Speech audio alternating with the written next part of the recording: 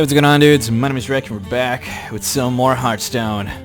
On the last episode, we went through the solo adventures. We cleared up the first week for the Blackrock Mountain, but now we're going to test a one of the cards that came out in that adventure, and that's the Green Patron.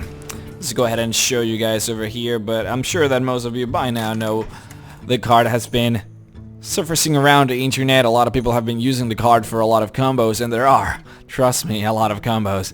If you love getting your face punched, come to the Grim Guzzler. Whenever this minion survives damage, summon another Grim Patron. So you can see the possibilities of this card. Every time something deals damage to it, it summons another copy at full health, a 3/3. So just from the get-go, you can see the combos that can arise just simply based on the warrior and the warrior cards, because most warrior cards tend to deal damage to his own minions, deal 1 damage to a minion and give it to attack, deals 1 damage to all minions. Most warrior cards have the enrage mechanic, which means that they get stronger when they get hurt. You have draw a card for every damage friendly character. Like, you can see how the warrior just kind of deals with this kind of mechanic. So just from the get-go, there are already a lot of combos that you can apply with the warrior. The ones that are becoming famous around the internet are mostly based on Bouncing Blade. Deals 1 damage to a random minion, repeat until a minion dies. So if you already have a Green Patron on the field, just by having the Green Patron and using this card already almost guarantees you're going to have 2 minions on the field at least. Or is it 3? I think it's 3 at least that you're going to have.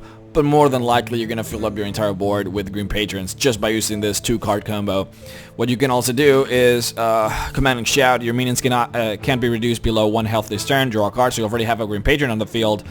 And if you already have, say, a Warzone Commander, whenever you summon a minion with 3 or less attack, give it charge. As long as you have this and a Green Patron on the field and you use commanding Shout, you can pretty much fill your board with Green Patrons as long as you have enough enemies on the other side of the field to attack with. So there are a lot of combos that have been used. This is really just a warrior, but you can imagine you can do things with the mage. You can ping your own Green Patron to summon more of them. Things of that nature. It's been fun for a while, and now I already made a deck here. I'm gonna show you guys. It's this one. So you can see the cards that I'm going to be using. It's a net deck. I grabbed this from the internet, but I just wanted to try it out real quick and show you guys what some of the cool things we can do. So from the get-go, we can see the Death's Bite deals 1 damage to all minions. We're going to be using this. We're going to be using Warzone Commander. Floating Berserker, whenever one of our minions take damage, or any minion really on the field takes damage, she gets more powerful. It was really going to be a key asset to our deck. A lot of pain. We're using Pyromancer to feel the damage done to our party. Armorsmith, Cruel Taskmaster, Whirlwind Execute in a Rage. So it's pretty much the staples as far as playing an enraged deck go. So we're gonna go ahead and come here and see if we can find a challenger for this. Now the deck does have weaknesses. Obviously, it's not really what I would consider a competitive deck as far as the last ranks or even legendary is concerned, but it does have a lot of possibilities when it comes down to ranking up to those levels or getting up to those levels. The beauty of it, for the most part, is that it completely destroys, at least as far as what my playtesting has shown me, is that it completely destroys Face Hunter, which is something that has been plaguing the rankings for the longest time. It's amazing. It's very resilient to AoE in the sense that most AoEs tend to be about 2 damage. You know, we're talking about fire traps, we're talking about consecrates, we're talking about, I don't know, Baron Gaiden probably. Most AoEs, you'll notice that they tend to be 2 damage or so, which is something that obviously these guys can survive without a problem, and in fact makes them stronger, which is the funny part. And it's come to the point where, like, if you're trying to AoE Green Patrons, it actually hurts you down. Like, say that I have 4 Green Patrons that are 3/2 and one that is 3/3. If you try to AoE them down, my god, with Consecrate, like, you're literally making yourself worse, because you're killing 4 guys, sure, but now I have one that is 3/1 and one that is 3/3, and then the whole combo starts again. So it's become a thing at this point. I don't want to kill this guy. Commanding Shout, I don't want to waste Commanding Shout, really. At this point, I would probably just let him trade. because I'm almost positive he will, so I don't think there's really any need for me to do something, or anything for that matter. Mages, I like to have my armor as high as possible with mages. You really don't want to get burst down by the late game combos that they will throw at you, especially with Antonidas. You want to avoid that as much as possible. Now that's something that I want to trigger. That's obviously mirror entity. It's always mirror entity, so gotta make sure to get rid of that. We can have him trade. We have a lot of high cost creatures that are kind of come up here as my hand is filled with them, so he's not gonna trade. Oh, he has to. Every deck that runs Pyromancer abuses the Pyromancer, so you really don't want to take any chances there. Now that being said, this deck, I don't believe this deck is running Shield Slam, so this is kind of a problem. I have 2 executes, I can execute this guy. The problem would be either should I use Whirlwind or Inner Rage or nothing. I don't think I want to do anything. What now? My god, this is not good. I'll use Rage for this one. Wasted 2 cards to kill a Sludge Belcher that still summons they want to, but we'll see if that pays off.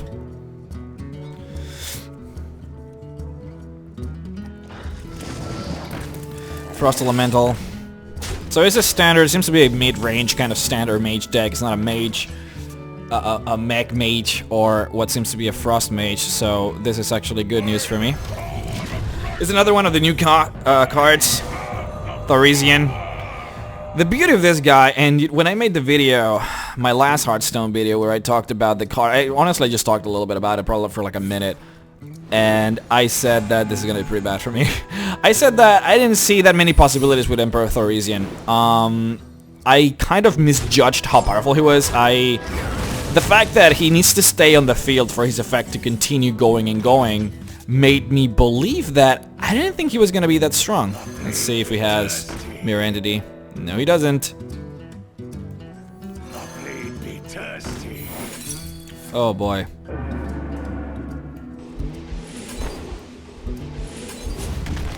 Yep, alright. I assumed that just because Thaurissan had to stay on the field for longer just to make his effect stronger, I almost kind of assumed that it wasn't gonna be that powerful. And the thing is, and this is what I misjudged, was that just having that first effect happen when you have, say, 4 or 5 cards in your hand already makes the card really powerful. And it's one of those effects that you just cannot avoid. It's one of those effects that just stays on the field. Like, your Thaurissan lowers the mana cost of all of your cards, and that's it. It doesn't matter if your enemy kills it, it doesn't matter if they silence it, it doesn't matter whatever happens to that card. Your cards in hand are already cheaper, and they will forever stay cheaper for the remainder of the game or until you use them. So, the actual value is there, and I am getting destroyed. He just has more value than me. I lost this. The echoes of Medivh just really screwed me over because he has just way too many cards in hand, and I'm not running Brawl, so this is just not. This is why you always run Brawls on Warrior, regardless of whatever trying to deck you're playing. We should probably just surrender this and just try again. I need to make some modifications to this deck. Yep, he's gonna continuously freeze me, so there's no way that I'll be able to even destroy anything, and at this point he has board control, and I have no Brawl, so this is over. Green Patron decks tend to be obviously combo oriented, which means that I'm not running things that I would normally play on a Warrior, so control cards like Alexstrasza, or I believe I'm running a Gromage in here, but for the most part, like, I'm not running Kairns or Alexstrazzas or Ragnaros's, which means that my late game is very, very bad. I need to, if I don't pull my combo mid-game, or at least late mid-game, I'm just gonna run out of steam and I'm gonna get destroyed. That's just the fact of this deck, and it's really just an inescapable fact. So if this guy destroys me with a Flame Break, I mean, I'm talking obviously about the mage in the last game, it's gonna be very difficult for me to come back. This is one of those cards that, it's one of the only cards really that'll screw me over with this combo. Not many cards that can actually deal that much damage without any spell power. Actually one of the only ones, so I should be able to summon this guy.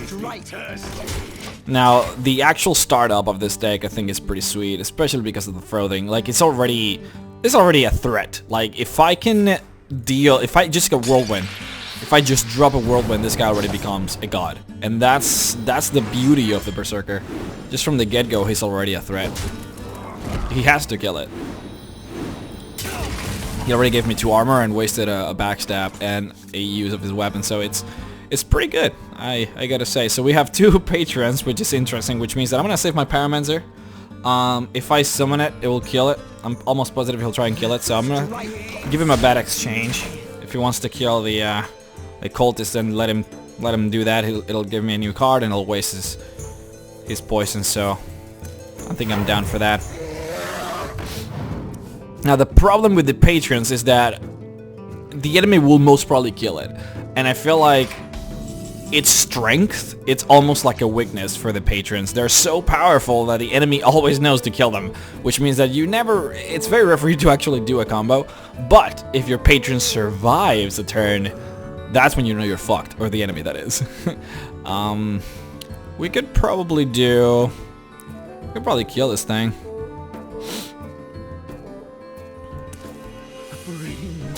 If I get something. Getting a lot of armor, which is pretty sweet. There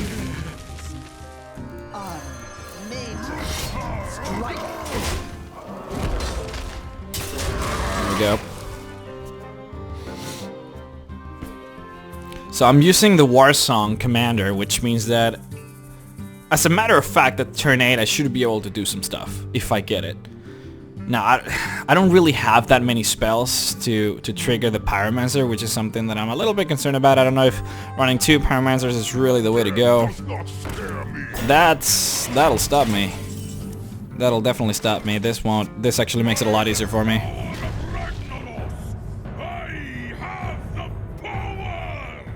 I don't really want to attack.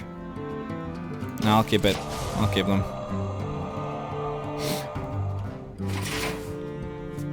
Because if he wants to Blade's Fury, he's a meal deck. I should have known, just based on the Death Lord, I should have known that it was a meal deck rogue. Well, thankfully I have Thaurissan, which is literally the counter to the meal deck. He has to kill it. He has to. If he doesn't, like, I'll literally win next turn, so. Alright, well, we should start dropping combos, guys, because this guy's gonna keep on spamming. He's gonna drop it once more. Draw 2 more cards. We're definitely gonna get our combo, like, that's a fact. We haven't gotten the Warsong Commander, though, which is kind of what the fuckery, but let's start this. Let's start the fun. He should have Vanish. Definitely have Vanishes. Okay, he has Vanishes. This is gonna be pretty bad, guys. Oh my god. So if I start summoning a lot of patrons, he is gonna vanish them all to my hand. I'm gonna have like a handful of patrons, which is not necessarily bad. It's just that it wouldn't be bad if I had my commander. If I had my commander, I could just summon them and haste them and just, or charge them, I guess. Haste is from, I'm thinking magic or something. Like the Gathering. Let's do this. I like this play. I like this play a lot.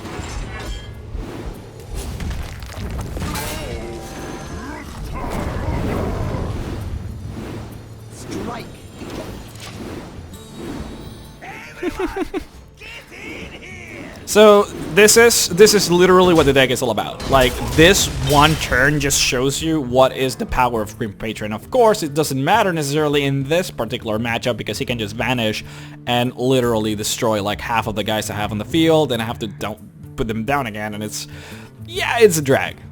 He has the one card that can really screw me up, but the fact that he's not playing it right now means that he doesn't have it, which means that I win, I guess. I don't know, we'll see what he does, but this is literally what the deck is all about. I'm actually pretty happy that I got to show you guys the power of it. Obviously, you know, if I had another mana with another Whirlwind, like, there we go, you would really see what it is, but alright, he can't play anything else unless he has a prep. Yeah, well, there's the Whirlwind. Thankfully I have the Patron here. What I should do is I start putting pressure. Actually, the best thing would be Thaurissan, I would say. I have so many cards in hand that it's just the best. I get the most value out of this. I have so much health. He's not gonna try to kill me until I'm decked. But I need to make sure that all my cards are cheap so that I can just keep throwing them down next turn.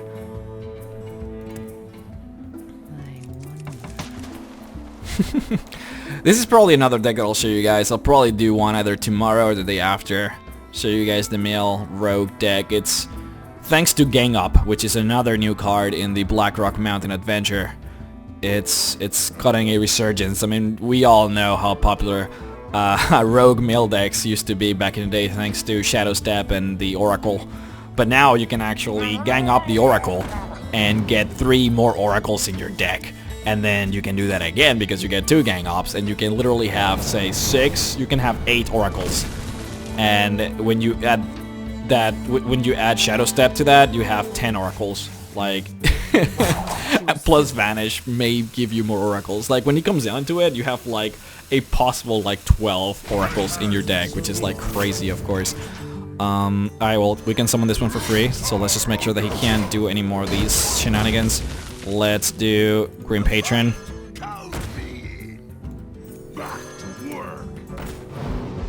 I don't want to drop.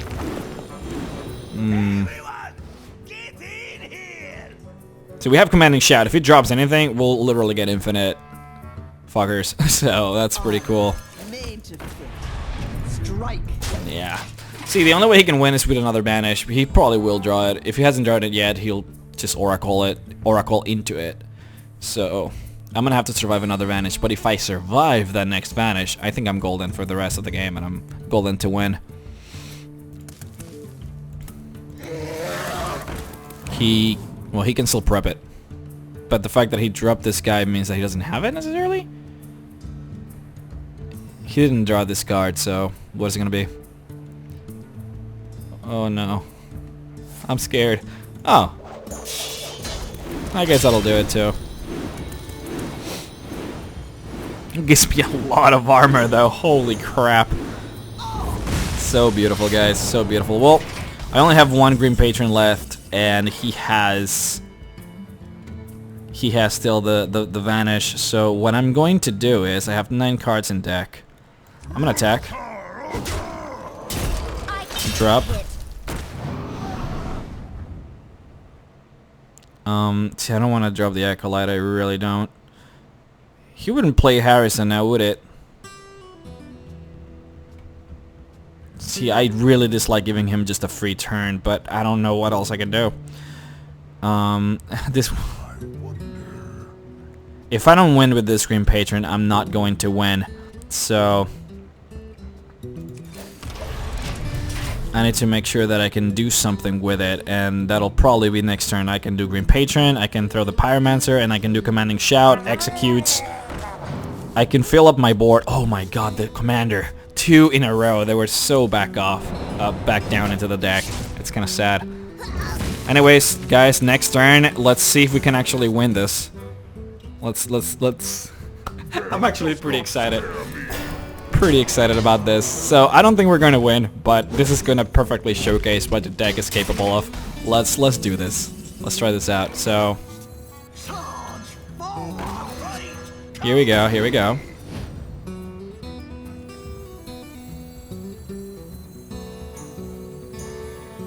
Let's try this out.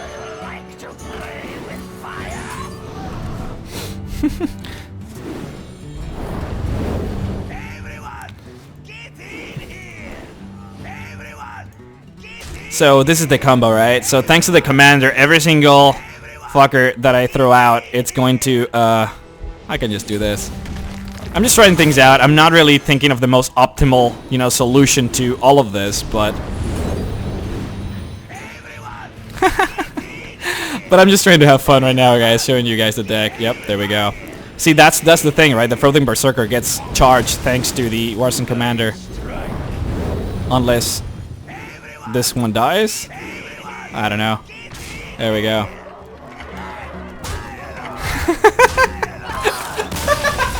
Fucking sick! Oh my god, that was amazing. That was amazing, and it's also suitable that we have the Warzone Commander on the thumbnail here, but that was fucking sick, dudes. So that's the thing, right? The Frozen Berserker gets charged because of the Commander, and after that it doesn't really matter how much you buff it, he will still have charge, so you go for the win.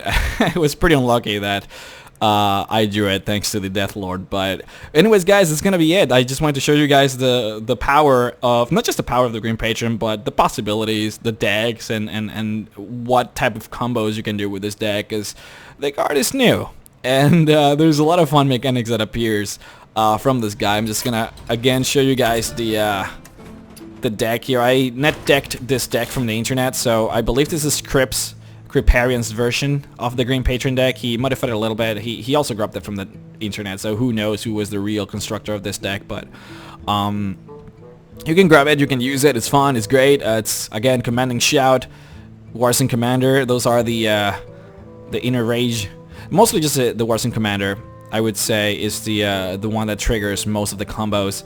But there we go. Hope you all enjoyed this video, and hope you guys have fun with this new mechanic and this new character in the Hearthstone card game. Anyways guys, see you all next time.